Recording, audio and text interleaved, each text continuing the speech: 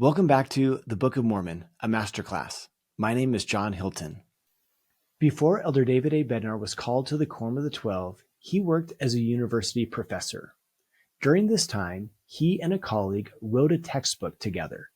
On one occasion, Elder Bednar shared how writing this textbook strengthened his testimony that Joseph Smith could not have written the Book of Mormon.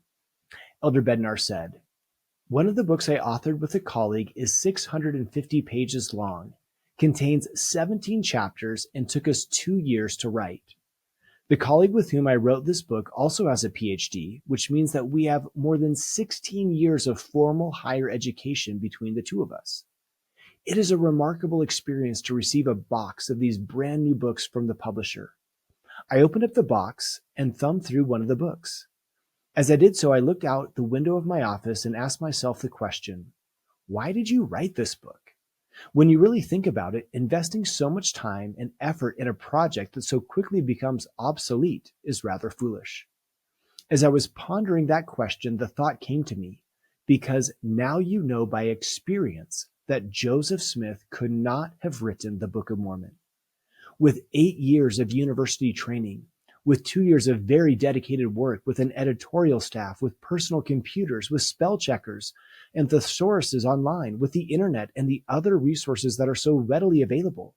When I picked up the book that I had written and opened it up, I still found mistakes. And within a matter of 12 months, this book upon which I had worked so hard and so long was obsolete and had to be revised. I know as an author and by personal experience that Joseph Smith could not and did not write the Book of Mormon. I've never published a textbook, but I have written several books. And like Elder Bednar, I know from personal experience as an author that there's no way Joseph Smith could have written the Book of Mormon. Today, we're going to explore several details about the translation process of the Book of Mormon that make it clear that this was not Joseph Smith's endeavor. The Book of Mormon is a miraculous work. It's a testimony of Jesus Christ written by ancient prophets. Let's begin by exploring a timeline of the Book of Mormon translation. So in September of 1827, Joseph receives the plates from the hill. He's not able to do a lot of translation in the first few months because all of the persecution surrounding him. So Joseph and Emma moved to Harmony, Pennsylvania, about 270 miles away, so that Joseph Smith can have some time to focus on the translation. During this time, his friend Martin Harris comes to assist. During the winter of 1828, Joseph Smith copies some of the characters from the gold plates, and Martin Harris will take these characters to New York to verify whether Joseph's translation is correct. Speaking of this event, Martin Harris said the following: "I presented the characters which had been translated, with the translation thereof, to Professor Charles Anthon, a gentleman celebrated for his literary attainments. Professor Anthon stated that the translation was correct, more so than any he had before seen translated from the Egyptian. I then showed him those which were not yet translated. He gave me a certificate certifying to the people of Palmyra that they were true characters, and that the translation of such of them as had been translated was also correct. I took the certificate with me and put it into my pocket, and was just leaving the house when Mr. Anthon called me back and asked me how the young man found out that there were gold plates in the place where he had found them. I answered that an angel of God had revealed it unto him. He then said to me, 'Let me see that certificate.' I gave it to him, and he tore it to pieces, saying that there was no such thing now as ministering of angels, and that if I would bring the plates to him, he would translate them. I informed him that part of the plates were sealed, and that I was forbidden to bring them. He replied, 'I cannot read a sealed book.' I left him and went to Dr. Mitchell, another noted scholar, who sanctioned what Professor Anthon had said respecting both the characters and the translation. One of the things I think is so interesting about this account is it seems that Nephi prophesied about it centuries in advance. If we were to turn to 2 Nephi chapter 27, where Nephi is quoting from some passages of Isaiah, we read, 'Take the words which are not sealed and deliver them to another, that he may show them to the learned.'" Are you seeing the pattern here? Joseph Smith takes words that have been translated, delivers them to Martin Harris. He takes them to the learned, Professor Anthon. Professor Anthon says, bring me the book. I'll read it. Martin Harris says, I can't bring the book. It is sealed. Professor Anthon says, I cannot read it. In 2 Nephi 27, we see centuries in advance that the Lord knew what was going to happen. To me, this is a reminder that Jesus Christ was in charge of the Book of Mormon translation. He knew what would happen centuries in advance. Just after this passage from 2 Nephi 27, we read, I am God, and I am a God of miracles, and I will show unto the world that I am the same yesterday, today, and forever. It's interesting that later in life, Professor Anthon gives his own version of this encounter. He completely denies giving any support for the translation that Joseph Smith had done. So who do we believe, Professor Anthon or Martin Harris? Let me give you an analogy. Imagine I told you that I was working on a project. This project is really important. Would you be willing to support me in this project? One time I asked a group of about 250 people. I said, would you help me by giving me a piece of gum? Lots of people were willing to give me a piece of gum. Then I said, well, I'm kind of hungry and it's hard for me to work on this project when I'm hungry. Who'd be willing to buy me lunch? There was a few people who were willing to buy me lunch. Then I said, guys, I'm going to need a little bit more financial support. Who's willing to Venmo me $100 right now? Well, I got a few requests from people asking me to give them $100, but nobody Venmoed me $100. Then I said, who'd be willing to give me your car? Nobody. Who'd be willing to loan me $78,000? As you can imagine, no one wanted to loan me $78,000. But think of it. After this experience with Professor Anthon, Martin Harris is going to mortgage his farm so that the Book of Mormon can be printed. The value of his farm in today's dollars is about $80,000. Martin Harris truly believed in the coming forth of the Book of Mormon. That's why I believe Martin Harris's account, that he left New York feeling confidence that this translation project was correct. I wouldn't base my testimony of the Book of Mormon on this detail from Martin Harris's life, but it's one of those powerful pieces of evidence. Now, in the spring of 1828, Joseph Smith begins translating the Book of Mormon with Martin Harris and Emma Smith acting as scribes. While Joseph Smith himself didn't talk a lot about the translation process of the Book of Mormon, in 1879, Emma later recounted in an interview with her son what happened during the translation. She said, my belief is that the Book of Mormon is of divine authenticity. I have not the slightest doubt of it. When acting as a scribe, your father would dictate to me hour after hour. And when returning after meals or after interruptions, he would at once begin where he had left off without either seeing the manuscript or having any portion of it read to him. This was a usual thing for him to do. It would have been improbable that a learned man could do this. But for one so ignorant and unlearned as he was, it was simply impossible. Emma brings up a fascinating point. Have you ever written a research paper? You're there typing away on the paper, you go to lunch, you come back. What's the first thing you do? Scroll up, see where you've been so you can pick up right where you left off. Emma tells us that Joseph never did this. Again, I wouldn't base my testimony of the Book of Mormon on this detail, but it's an interesting evidence from the translation process of the Book of Mormon that there's no way Joseph Smith could have written this. Now, when you think of the translation process of the Book of Mormon, which of these four images comes to your mind? Joseph Smith would be our best source for information on the translation process of the Book of Mormon. But unfortunately, he does not give very many details.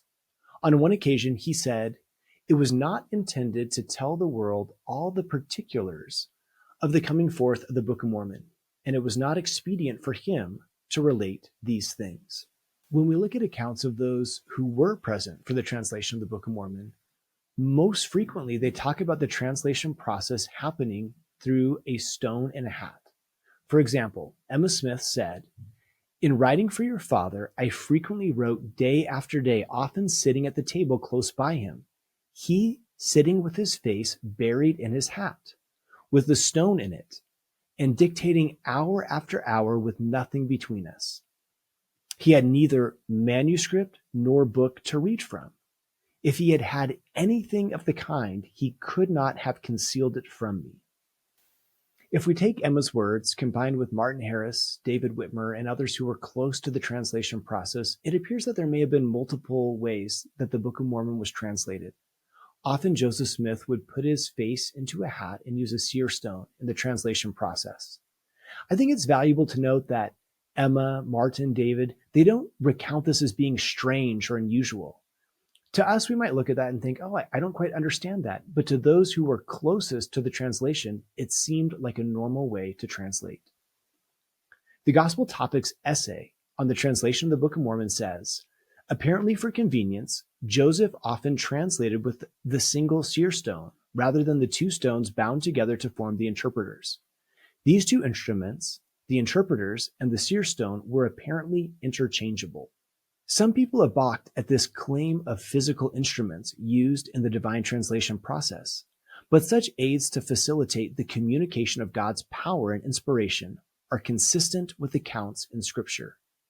In addition to the Urim and Thummim, the Bible mentions other physical instruments used to access God's power: the rod of Aaron, a brass serpent, holy anointing oils, the Ark of the Covenant, and even dirt from the ground mixed with saliva to heal the eyes of a blind man. If you're interested in learning more about the details of the translation of the Book of Mormon, I really recommend the podcast Church History Matters. They have a several episode series on the translation process, and I've linked to it on the course website. But for now, let's go back to our translation timeline. By June of 1828, Joseph had translated 116 pages from the Book of Mormon, and Martin really wanted to take it to show his wife. And I think we can be sympathetic and understand why. Imagine you had loaned me $78,000 for my special project, and now your spouse is wondering what happened to that money. Martin's wife, Lucy, did not believe in Joseph Smith. And so Martin wanted to take the 116 pages to prove to her that they were really doing something of value. Joseph Smith asked once, twice, had a bad feeling about it, but on the third time, the Lord said, well, it's kind of up to you. So Joseph let Martin borrow the manuscript. Shortly after Martin left, Emma gave birth to a baby that died. Emma hovered herself between life and death, and Joseph stayed with her. As Emma began to recover, she encouraged Joseph Smith to travel back to New York to find out what had happened to the manuscript. To make a long story short, Martin had lost it. When he saw Joseph Smith, he cried out, "I have lost my soul." When Joseph heard this news, he said, "All is lost." Let's pause for a moment and consider a lesson from this story. Of course, it would have been wonderful if Joseph Smith had retained the 116 pages. We all wish that we had them. Have you made a mistake in your life that you deeply regret? Here, Joseph Smith is 23 years old, and he's lost sacred records. But I think it's interesting that he didn't give up. There was still hope. Jesus Christ said to him, "Thou art still chosen and art again called to the work." He said, "Be faithful and continue on." Put in the context of his entire life, the 116 pages did not ruin everything. You may have made serious mistakes in your life, as I have, but that doesn't mean all hope is lost. We can be faithful and continue on. Later in life, Joseph Smith never refers back to this incident. He doesn't say, "Oh, I wish when I was younger I had kept those 116 pages. No, he moves forward with faith in Jesus Christ. You and I can do the same thing with the things we regret. It's interesting that the Lord had a plan from the beginning. He knew about the lost 116 pages. Back in 1 Nephi chapter 9, we learned that Nephi, who had already created the large plates, was inspired by the Lord to create the small plates. Mormon's abridgment of the large plates became the 116 pages of the Book of Mormon that were lost. The small plates that Nephi was commanded later to make are what we have today as 1 Nephi through the Book of Omni. You can imagine Nephi wondering, why am I supposed to make this second record? In 1 Nephi chapter 9, Nephi says, "The Lord commanded me to make these small plates for a wise purpose in him, which purpose I know not." With centuries of hindsight, you and I know why. About 1,000 years after Nephi wrote, Mormon wrote. He felt inspired to include the small plates. He might have wondered why. I've already spent a lot of time creating an abridgment of the large plates of Nephi. These first 116 pages I've written are awesome. As Mormon recorded his insertion of the small plates, he said, I do this for a wise purpose, for thus it whispereth me according to the workings of the Spirit of the Lord. I do not know all things, but the Lord knoweth all things which are to come. This is a valuable reminder that Jesus Christ was in charge of the translation process of the Book of Mormon.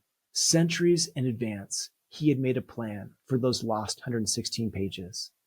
To me, this is a reminder that when things go wrong in our lives, and they will go wrong, we will make bad choices.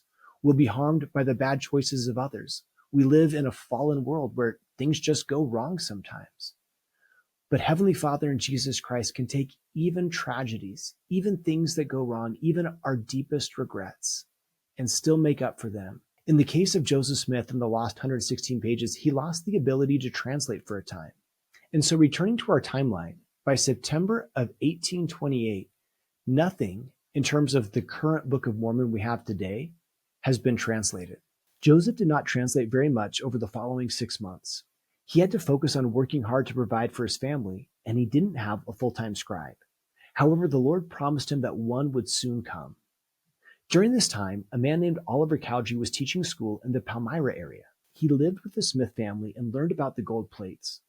Over time, Oliver prayed and felt that he should travel to Harmony, where Joseph and Emma lived, to see if he could help with the translation of the Book of Mormon. Oliver arrived on April 5th, and by April 7th, Joseph Smith had begun translating the Book of Mormon with Oliver acting as his scribe. Between April 7th and June 30th, the entire Book of Mormon was translated. But they were doing more during this time than just translating the Book of Mormon. Consider what scholar John Welch explained. The translation of the Book of Mormon took place in 85 days. During this time, the prophet and his scribes also took time to eat, to sleep, to seek employment, to receive the Aaronic and Melchizedek priesthoods, and to make at least one, possibly 2 trips to Colesville, 30 miles away, to convert and baptize Hiram and Samuel Smith, who came to Harmony at this time, to receive and record 13 revelations that are now sections of the Doctrine and Covenants, to move from Harmony to Fayette, to acquire the Book of Mormon copyright, to preach a few days and baptize several near Fayette, and to begin making arrangements for the Book of Mormon's publication. Wow! Think of what you did on your summer vacation. That's basically the amount of time that Joseph Smith has while he's a young adult. A few weeks to translate the Book of Mormon, to do all of these things. Professor Welch continues, conservatively estimated, this leaves 65 or fewer working days on which the prophet and his scribes could have translated. That works out to be an average of 8 pages per day. At such a pace, only about a week could have been taken to translate all of 1 Nephi, a day and a half for King Benjamin's speech. Let that sink in for a moment. That means the Psalm of Nephi was written in an hour or 2. The powerful experience of Jesus Christ visiting the Nephites in 3 Nephi 11 took less than a few hours to translate. Again, I wouldn't base my testimony of the Book of Mormon on the speed of the translation, but this is another detail that shows there is no way Joseph Smith could have made this up. As his wife Emma said, Joseph could neither write nor dictate a coherent and well-worded letter. The Book of Mormon is of divine authenticity. I have not the slightest doubt of it. I now want to turn to another detail of the coming forth of the Book of Mormon. Let me introduce this with a question. Imagine you're a full-time missionary. You and your companion are knocking on doors. The person who answers says, if the Book of Mormon is really true, why have thousands of changes been made to it? In response, you A, kindly rebuke the person and say, there have been no changes to the Book of Mormon. B, dust your feet off and run away. C, start crying because you're scared and confused. Or D, say, that's a great question. We'd love to talk with you more about these changes. In fact, I took a master class that discussed this. May we come in? I never want you to be caught off guard about this topic. It's a topic that one scholar, Royal Skousen, has made his entire life's work. It's the topic of the critical text of the Book of Mormon. Now, when you hear the phrase critical text, you might think we're criticizing the text of the Book of Mormon, but that's not what we're talking about. We're finding the earliest manuscripts. Critical text projects are done on all sorts of ancient works, like the Bible, or even the works of Shakespeare. When it comes to the Book of Mormon, it's easier than the Bible, but it's actually a little bit more complicated than you might think. There are several important early manuscript editions of the Book of Mormon. Let's explore some of these. First, we have the original manuscript. This is what Oliver Cowdery was handwriting while Joseph Smith was translating. This edition had chapters, but they are different than the chapters that we have today, and there were no verses. When the saints went west, the original manuscript of the Book of Mormon didn't go with them. Joseph Smith had buried it in the cornerstone of the Nauvoo house with some other things, kind of like a time capsule. But unfortunately, by the time this was discovered by Louis Bideman, who is Emma Smith's second husband, a lot of the original manuscript had been damaged by water. To make matters worse, as various church members traveled through Nauvoo, Bideman would give them a page of the original manuscript as a souvenir. Today, great efforts have been made to collect any known fragments of the original manuscript, and we have about 28% of it in existence today. Second is the printer's manuscript of the Book of Mormon. Joseph Smith had already lost 116 pages, so he didn't want to lose any more. So prior to taking the Book of Mormon to be printed, he had Oliver Cowdery handwrite the entire Book of Mormon. This is the printer's manuscript. So the original was kept safe, and it was the printer's manuscript that was used to actually do the typesetting of the Book of Mormon. Now imagine that you had to handwrite the entire Book of Mormon. How many mistakes would you make? I know I would make a ton because I can barely read cursive. On average, we find 2 to 3 mistakes per page as we go from the original to the printer's edition. This definitely is not to be critical of Oliver Cowdery. I am sure I would have made more mistakes. Well, Oliver Cowdery eventually gives the printer's manuscript to David Whitmer, who passes it on to his descendants, and eventually it comes into the hands of the reorganized Church of Jesus Christ of Latter-day Saints, now the Community of Christ Church, and in 2017, they sold it to the Church of Jesus Christ of Latter-day Saints. So almost all of the printer's manuscript exists today. The next manuscript that we want to think about is the 1830 edition of the Book of Mormon. Notice that when the Book of Mormon was translated, there was no punctuation. The Book of Mormon punctuation was added by John Gilbert, who wasn't a member of the church, as he was typesetting the Book of Mormon. Think about how important punctuation can be. For example, is it, "Let's eat, Grandma," or "Let's eat, Grandma"? Here's a similar one. Is it, "I love cooking, my dogs, and my family," or "I love cooking, my dogs, and my family"?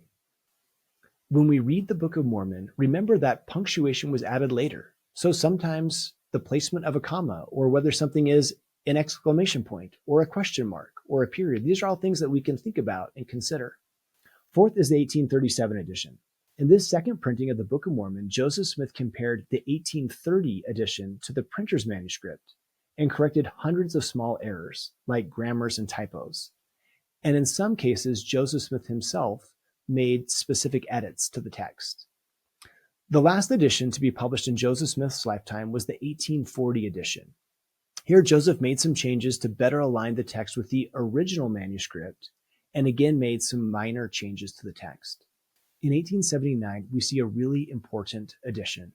Here, for the first time, we have verses added to the Book of Mormon, and new chapter breaks are added. These were done by Elder Orson Pratt of the Quorum of the 12 under the direction of the First Presidency. Some minor changes were also made to the text to clarify meaning. In 1920, Elder James E. Talmage, under the direction of the First Presidency, created an updated version of the Book of Mormon that, for the first time, had double columns. It's important to note that Elder Talmage and those who were working with him did not have access to the printer's manuscript or the original manuscript of the Book of Mormon. As of today, the final major edition of the Book of Mormon was the 1981 version. New chapter summaries and footnotes appeared, and a few significant textual changes were made to bring the text in conformity to earlier manuscripts, like the printer's manuscript that the committee in 1981 was able to access that Elder Talmage didn't have access to. So all of this is really interesting history, but why is it important? In some ways, it's not. These are fun details to know, but it's not like there's major changes made in the Book of Mormon. There's never a verse that's like, thou shalt be baptized, and it was changed to be, thou shalt not be baptized. There are lots of changes that have been made, but they're mostly grammar, spelling, punctuation. And I think this is valuable for us to know in case anyone ever says, there have been thousands of changes made to the Book of Mormon. Well, when you hear it like that, it sounds like, oh, this is crazy. But when I understand the process of going from an original manuscript to a printer's manuscript to typesetting to punctuation being added, all of a sudden you can see why lots of changes would need to be made over time. There are some details like the chapter breaks that I think can be really helpful. It seems like during the translation process, Joseph Smith sees something that signals to him that there's a break. Going back to the original chapter breaks can sometimes be useful. It helps us see how Nephi or Mormon were breaking up chunks of text. For example, in Alma chapters 30 through 35, we tend to read those one chapter at a time and see them as discrete stories. But originally, Alma chapters 30 through 35 were one chapter. We might read them differently if we see them as part of a whole story that Mormon was trying to tell. Finally, I think there are lots of interesting details we can learn when we look closely at the textual variants of the Book of Mormon. Sometimes there are some unique details that, while they aren't complete game changers in our understanding of the Book of Mormon, are useful to know. Let me just share two examples with you. The original manuscript of Alma 39:13 says, "Return unto them and acknowledge your faults and repair that wrong which ye have done." Unfortunately, due to a blot of ink in the original manuscript, as Oliver Cowdery is copying this over into the printer's manuscript, what he copies down is, "Retain that wrong which ye have done." So the 1830 edition says, "Acknowledge your faults and retain that wrong which ye have done." That clearly doesn't make sense. So in 1920, as Elder Talmage was preparing his edition, he drops the word retain. Remember, he doesn't have access to the printers or the original manuscript. So we then have the text that is now in our current edition, "Acknowledge your faults and that wrong which ye have done." It's still good, but not as strong as the original manuscript. Acknowledge your faults and repair that wrong which ye have done. Again, this isn't a game changer, but I think it's kind of cool to notice that when we go back to the original texts, it's even stronger. Here's one more example. In our current edition of the Book of Mormon, in Alma chapter 43, we read, "The Nephites were compelled alone to withstand against the Lamanites, who were a compound of Laman and Lemuel, and the sons of Ishmael, and all those who had dissented from the Nephites, who were Amalekites and Zoramites, and the descendants of the priests of Noah. Now those descendants were as numerous nearly as were the Nephites." If we stop and think about it, there's something kind of funny in this verse. Notice how it says that the descendants of the priests of Noah were as numerous as the Nephites. Well, how could this be? Let's go back in time.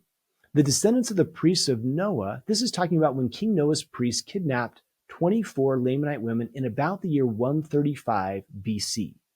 Now, in Alma chapter 43, we're in the year 75 BC.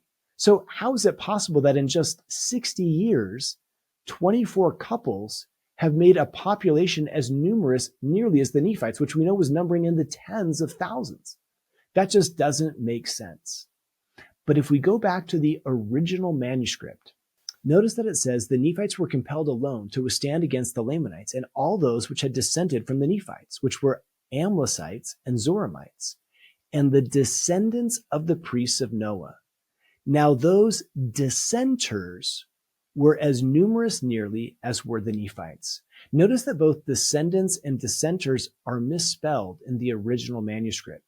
So as Oliver Cowdery is copying this down, he misreads dissenters and thinks it's descendants. As Royal Skousen wrote, "What the original text says here is much more reasonable, that there were now almost as many Nephite dissenters among the Lamanites as there were Nephites proper." A very ominous situation. So I've shared two examples of how the original manuscript of the Book of Mormon has an even stronger reading than our current manuscript today. But as you've seen, these aren't game changers. I've never had a student raise their hand and say, wait a second, Alma chapter 43 verses 13 and 14 doesn't make sense. These are small details. But if you're interested in small details, then you might be thinking to yourself, Brother Hilton, I wish I could see the earliest manuscript of the Book of Mormon. Well, wish granted. Royal Skousen has created what he calls the Book of Mormon, the earliest text, where he takes the original manuscript where possible and the printer's manuscript if the original isn't available, to help recreate the earliest text of the Book of Mormon. A version of this is online for free, and I've linked to it on the course website. Now, some people might wonder, how is it possible that there could be grammar errors? How is it possible that the punctuation wasn't perfect? Remember what Moroni wrote on the title page of the Book of Mormon. If there are faults, they are the mistakes of men. I love that the narrators of the Book of Mormon acknowledge that there could be mistakes in the process. This does not need to challenge our testimony of the Book of Mormon. Well, we could keep going. Today we focused on the translation of the Book of Mormon into English, but it's also been translated into other languages. The first was Danish in 1851. Later came Spanish and Portuguese. Today, the Book of Mormon has been translated into more than 100 languages. One of my favorite ways to read the Book of Mormon today, and especially to share it with others, is the Book of Mormon app. If you're not familiar with this, you can download it wherever you get your apps. The Book of Mormon app is available in multiple languages. It's so easy to share. Within the app, you can chat with a missionary. You can find a local meeting house. It's really designed to be friendly to those who are encountering the Book of Mormon for the first time. There's easy access to the Book of Mormon videos. President Benson talked about his vision of flooding the earth with the Book of Mormon. I can't think of a better way to do that than with the Book of Mormon app. With just a couple of clicks, I'm easily able to give someone a QR code that allows them to download the Book of Mormon app on their own phone in their own language. They'll then have complete access to the text, the videos. What a great way to flood the earth with the Book of Mormon. It's amazing to consider how we've gone from a lost 116 pages from an original manuscript of the Book of Mormon all the way to an app that I can share across the world. As we wrap up our time together today, I want to look at what was written on the last leaf of the gold plates. Moroni recorded that the purpose of the Book of Mormon was to show unto the remnant of the house of Israel what great things the Lord hath done for their fathers, that they may know the covenants of the Lord, that they are not cast off forever, and also to the convincing of the Jew and Gentile that Jesus is the Christ, the eternal God, manifesting himself unto all nations. Today, as we've discussed the miraculous coming forth of the Book of Mormon, I hope we don't forget the purposes behind it. For us to know the great things the Lord has done for our ancestors, for us to know of his covenants, and to convince us that Jesus is the Christ. The Book of Mormon truly is a marvelous work and a wonder, and I'm so excited to start diving into it as we begin with 1 Nephi in our next class.